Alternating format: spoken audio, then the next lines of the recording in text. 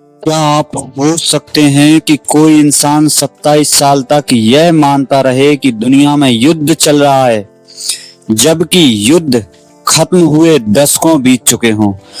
क्या कोई व्यक्ति अपने देश के लिए इतना वफादार हो सकता है कि वह पूरी दुनिया की बात को झूठ समझ ले? आज की कहानी एक ऐसे सैनिक की है जिसने अपने आदेश को भगवान का आदेश मान लिया था। यह कहानी है हीरो ओनोडा की, एक ऐसी सच्ची कहानी जिसे सुनकर लोग आज भी हैरान रह जाते हैं। बचपन और सेना में भर्ती।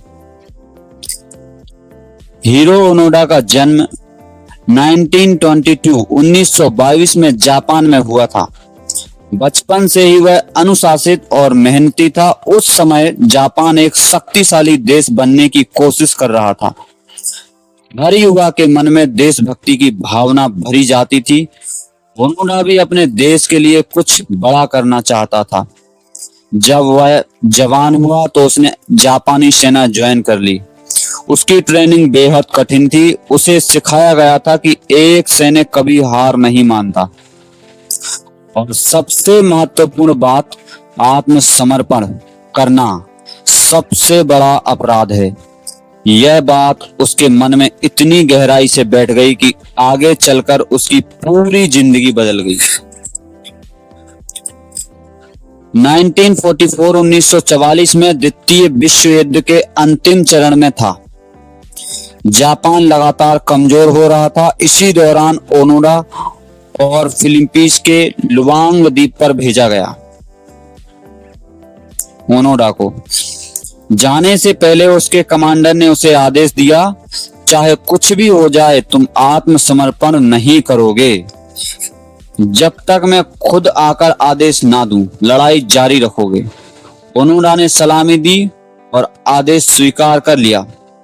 उसे नहीं पता था कि यही आदेश उसके जीवन के अगले 27 साल तय करेगा। 1945 में जापान पर परमाणु बम गिराए गए। Atomic bombings of Hiroshima and Nagasaki के बाद जापान ने आत्मसमर्पण कर दिया। द्वितीय विश्व युद्ध समाप्त हो गया। दुनिया ने राहत की सांस ली, लेकिन फिलीपींस के जंगलों में छिपे ओनोडा को इस बात पर विश्वास नहीं हुआ। जब विमान से पर्चे गिराए गए जिनमें लिखा था युद्ध खत्म हो गया, तो उसने उन्हें दुश्मन की चाल समझा। उसे लगा कि अमेरिकी सेना उसे बाहर निकालना चाहती है। अब ओनोडा और उसके कुछ साथी घने जंगलों में रहने लगे। दिन में छिपना, रात में बाहर निकलना, यही उनकी दिनचर्या बन गई। वे बारिश का पानी इकट्ठा करते, जंगली फल खाते और कभी-कभी खेतों से खाना चुरा लेते। उनके कपड़े फट चुके थे, जूते घिस चुके थे, लेकिन उनका विश्वास नहीं टूटा। उन्हें लगता था कि जापान कभी ना कभी वापस आएगा और उन्हें जीत की खबर देगा। समय गुजरता गया। एक एक करके उसके साथी उससे बिछड़ते गए। कुछ बीमारी से मर गए, कुछ गोलीबारी में मर गए। आखिरकार जंगल में केवल ओनोडा बचा। वह अकेला था, पूरी दुनिया से कटा हुआ, लेकिन उसके भीतर ही एक ही आवाज गूंजती थी, आदेश का पालन करो। उसने अपने हथियार को संभाल कर रखा, अपनी पुरानी वर्दी को बचा कर रखा और हर दिन खुद को युद्ध के लिए तैयार रखा। उधर दुनिया पूरी तरह बदल चुकी थी। नई कारें आ चुकी थी, टेलीविजन आम हो चुका था, लोग चांद पर पहुंच चुके थे, नई पीढ़ी पैदा हो चुकी थी, लेकिन ओनोडा को इनमें से कुछ भी पता नहीं था। उसके लिए समय 1945 में ही रुका हुआ था। वह आज भी खुद को युद्ध लड़ता हुआ सैनिक मानता था।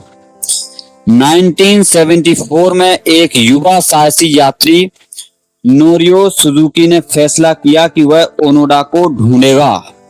लोगों को यह असंभव लगता था, लेकिन सुजुकी हार मानने वालों में से नहीं था। वह अकेला जंगलों में निकल पड़ा, दिनों तक खोज करता रहा और फिर एक दिन उसे वह आदमी दिखाई दिया जिसे पूरी दुनिया खो चुका मान चुकी थी। जब सुजुकी और ओनोडा आमने सामने आए तो दोनों कुछ पल तक एक दूसरे को देखते रहे। सुजुकी ने कहा, ओनोडा, जापान तुम्हें याद करता है। युद्ध खत्म हो चुका है। लेकिन ओनोडा ने सिर हिलाया। उसे अब भी विश्वास नहीं हुआ। उसने कहा, मैं केवल अपने कमांडर का आदेश मानूंगा।